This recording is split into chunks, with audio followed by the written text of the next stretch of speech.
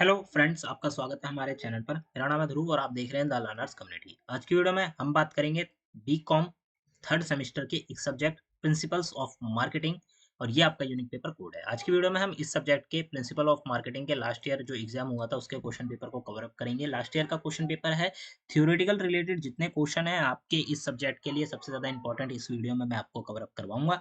ठीक है, हर एक क्वेश्चन जो कि इंपॉर्टेंट है आपको इस वीडियो में देखने को मिलेगा, तो वीडियो को कंप्लीट देखिएगा, स्किप मत करिए, अदरवाइज आप इंपॉर्टेंट चीजें छोड़ देंगे। BCom third semester principles of marketing question paper की अगर हम बात करें तो 3 घंटे का आपको टाइम दिया जाएगा। 90 नंबर का जो है आपका क्वेश्चन पेपर होगा।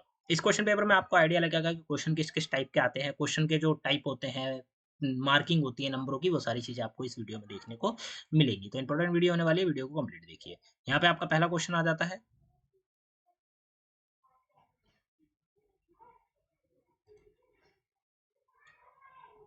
ये आपका पहला क्वेश्चन है, क्वेश्चन नंबर 1 ए और बी पार्ट में डिवाइडेड है। क्वेश्चन नंबर 1 ए और बी पार्ट में डिवाइडेड है। पहला पार्ट जो है आपका ए वो 9 नंबर का है, दूसरा पार्ट भी आपका 9 नंबर का है।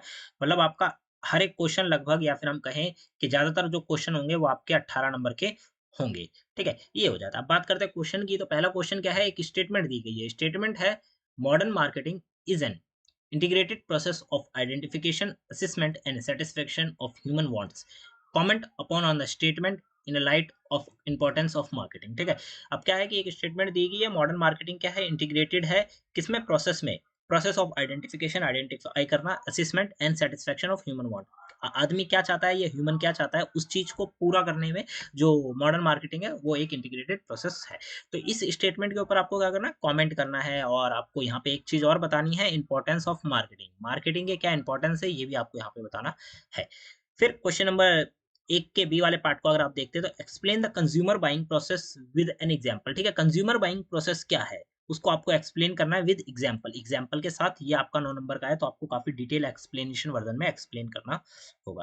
क्वेश्चन नंबर 1 जो है वो और के ऑप्शन के साथ देखने को मिलता है। तो फिर से आपके सामने ए और बी आ जाता है, जिसमें जो है ए है वो आपका 12 नंबर का है, बी वाला आपका 6 नंबर का है। ठीक है, ए में आपसे क्या पूछा गया, देर एक स्टेटमेंट है, there is one and only one valid definition of business purpose to create customers. Discuss this statement keeping in view and nature and importance of marketing. ठीक है, अब क्या है कि भाई स्टेटमेंट दी गई है, इस स्टेटमेंट को आपको क्या करना है, एक्सप्लेन करना है, और इस चीज को ध्यान में रखना है, किसको, nature and importance of marketing को ध्यान में रखकर आपको एक्सप्लेनेशन आगे देनी है। 12 नंबर का आपका क्वेश्चन है, तो डिटेल वर्जन में आपको बताना होगा। बी वाले पार्ट को अगर आप देखते हैं तो what is the holistic marketing concept. Holistic marketing concept क्या है आपको ये बताना है सीधा सीधा। इस क्वेश्चन में ये पूछा गया, जो कि आपका 3 नंबर का पार्ट है।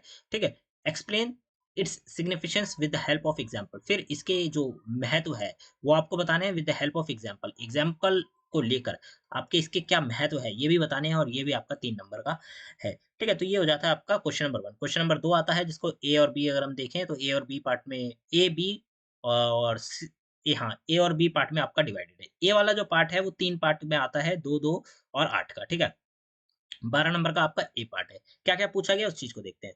What is meant by market segmentation. Market segmentation से क्या मतलब है, ये आपका 2 नंबर के एक्सप्लेनेशन के साथ है। How is it different from market targeting. ये मार्केट टारगेटिंग से अलग क्यों है।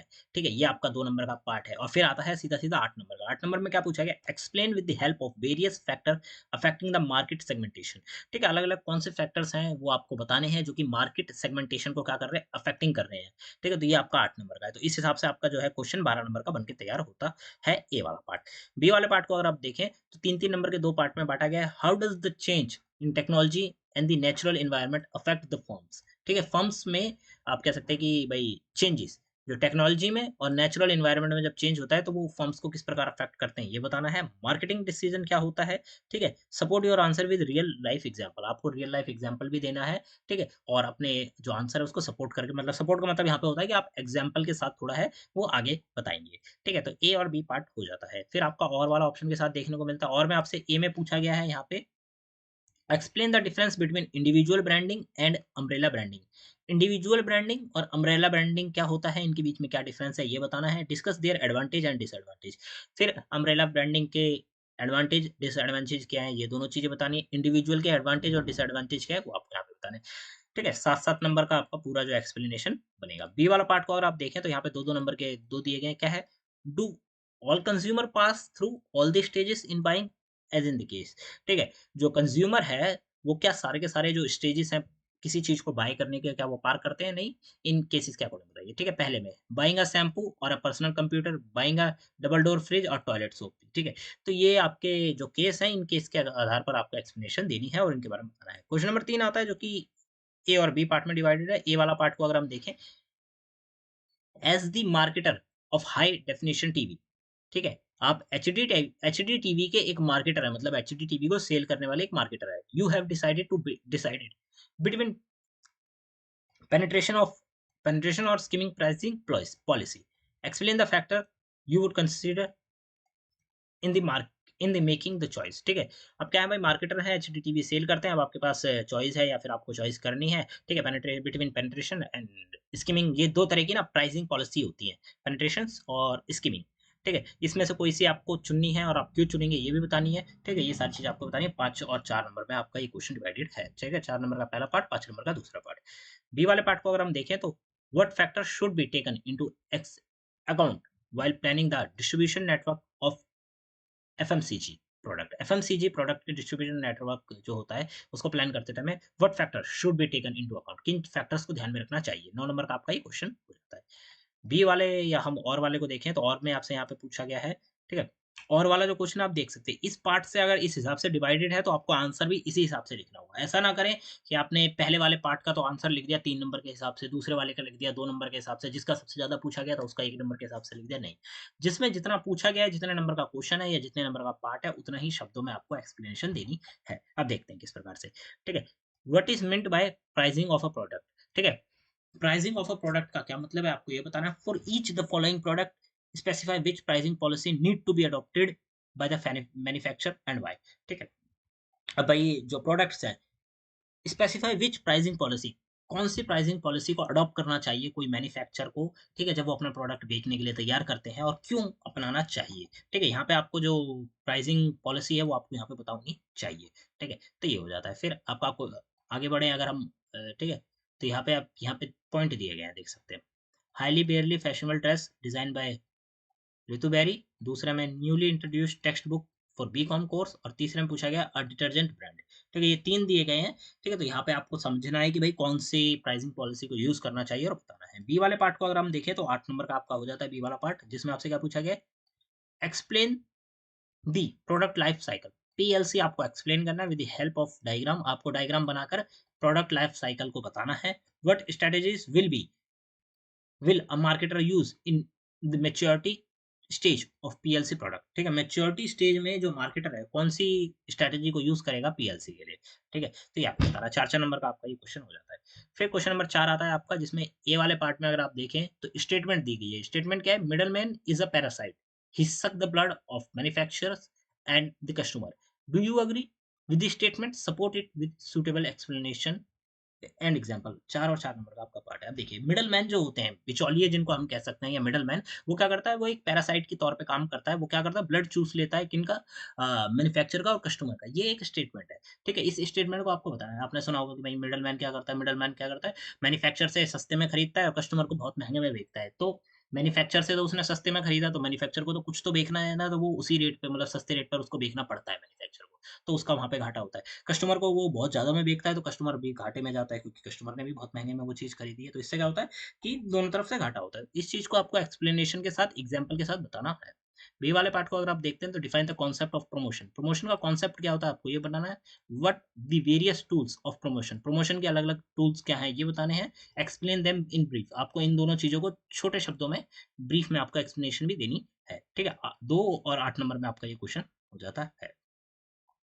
और वाले अगर ऑप्शन को देखें तो यहाँ पे आपको देखने को मिलता है, ए में क्या पूछा गया, what is logistic management. Logistic management क्या है आपको ये बताना है। Explain the benefits and process of logistic management. Logistic management के भाई बेनिफिट क्या है, ठीक है, उसका प्रोसेस क्या है, और उसकी जो मैनेजमेंट होती है वो सारी चीजें आपको यहाँ पे बतानी है। 3 और 3 4 नंबर में आपका डिवाइडेड है, ठीक है। बी वाला पार्ट को अगर हम देखें, what are the different factor affecting the promotional mix of an organisation. Promotional mix of an organisation को अफेक्ट करने वाले जो फैक्टर्स हैं वो आपको बताने हैं। 8 नंबर का आपका ये क्वेश्चन जो है वो बनता है, मतलब 8 नंबर के अकॉर्डिंगली आपको इसको आंसर राइटिंग करनी होगी। लास्ट क्वेश्चन आता है क्वेश्चन नंबर 5, जो कि आपका देख सकते हैं शॉर्ट नोट रिगार्डिंग है। यहाँ पे 3 टॉपिक के ऊपर आपको शॉर्ट नोट लिखना है। आपका हर एक टॉपिक 6-6 नंबर का है। Cognitive dissonance, psychological pricing, social marketing, sustainability marketing, ठीक है, इंटीग्रेटेड मार्केटिंग, कम्युनिकेशन। ये आपके 5 टॉपिक है। 5 में से आपको जो 3 टॉपिक हैं, उनके ऊपर शॉर्ट नोट जो होता है वो आपको यहाँ पे लिखना है, ठीक है। तो यहाँ पे जो आपका है क्वेश्चन पेपर वो कंप्लीट हो जाता है। यहाँ पे मैं हिंदी मीडियम के स्टूडेंट्स के लिए दिखा देता हूँ, आप लोग पॉज करके इसको पढ़ सकते हैं। ये आपका क्वेश्चन नंबर 1 का ए और बी हो जाता है, ठीक है, अथवा में आपका ए और बी आपको देखने को मिलता है। क्वेश्चन नंबर 2 आता है जिसमें ए, बी आपका ये है, ठीक है, फिर अथवा वाला ऑप्शन आ जाता है। तो इसमें जो ए बी दिया गया है, बी में आपके यहाँ पे पॉइंट में चीजें दी गई हैं वो समझनी है, ठीक है। क्वेश्चन नंबर 3 आता है आपका ये का वाला ऑप्शन है। फिर आप आते हैं तो यहाँ पे खा वाला आपको देखने को मिलता है, फिर अथवा वाला ऑप्शन देखने को मिल जाता है। फिर ये आपका फिर से का में आपके जो 3 पार्ट बताए गए थे, ठीक है, 3 जो चीजें बताई गई थी उसको समझना है। फिर खा आ जाता है। क्वेश्चन नंबर 4 की तरफ आते हैं जिसमें आपका ए दिया गया है, ठीक है, फिर बी दिया गया है, फिर अथवा वाला ऑप्शन दे दिया गया है, फिर ये का और ये खा आपके लिए दिया गया है। क्वेश्चन नंबर 5 आ जाता है। क्वेश्चन नंबर 5 में ये आपके जो टॉपिक दिए गए हैं, इनमें से किन्हीं 3 टॉपिक के ऊपर आपको जो है संक्षिप्त टिप्पणी है वो यहाँ पे लिखनी है, ठीक है। तो यहाँ पे जो आपका क्वेश्चन पेपर है वो कंप्लीट हो जाता है, आप देख सकते हैं। तो ये यहाँ पे आपके लिए जो क्वेश्चन पेपर कंप्लीट हो जाता है। इंपॉर्टेंट वीडियो लगी अगर आपको, तो वीडियो को लाइक शेयर सब्सक्राइब जरूर करिएगा। साथ के साथ डिस्क्रिप्शन बॉक्स में लिंक दिया गया है, आप लोग हमारे साथ टेलीग्राम पे जुड़ सकते हैं। इंस्टाग्राम पे इस समय कुछ इशू चल रहा है, ठीक है, हमारे अकाउंट से रिलेटेड, तो आप इंस्टाग्राम पे हमें फॉलो मत करिएगा।